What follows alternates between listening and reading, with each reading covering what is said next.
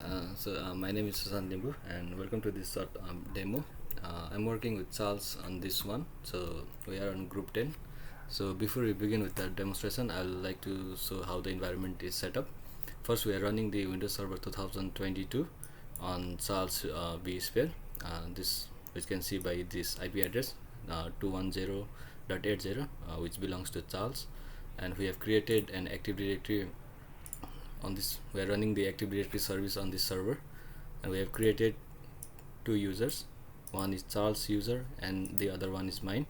So we're also using this server as a DNS server, which we are using to create the pointer address for the email servers.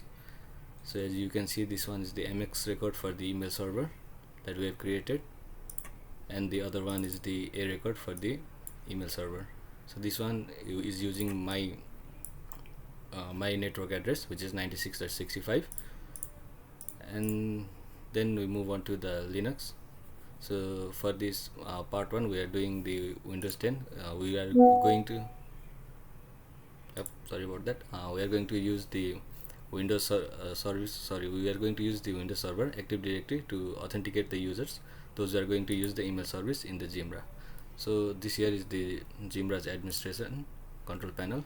So we can see that our domain is over here under domains, which is mail.os assignment, and we have also created an alias for the domain, since our Active Directory is using all the users in our Active Directory have the @os assignment as their email address. Since this is their user's email address, for them to be able to log in into the Jimra's email, we created an alias for their email addresses. So you go to the management section and see the users that we have created for this for the test.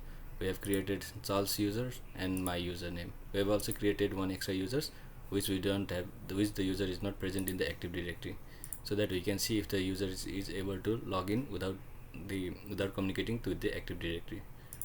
Then again we go back and see how the authentication is configured for the domain.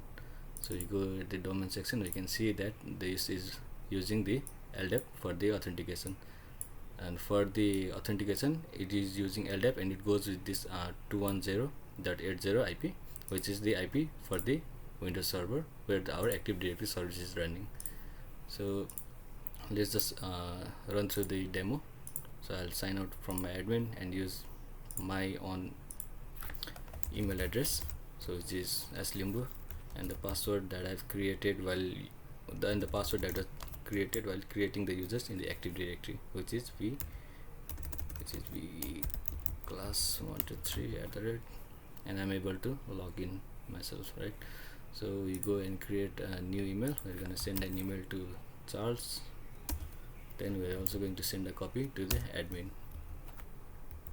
So the subject would be test email, and the test would be done on test 1. So since the timing is not properly set up in this environment, we are going to use the same timing, so it is before 34 at 12/11/2023, right? So I'll go ahead and send this email, then we log out from here, then log back into Charles email address.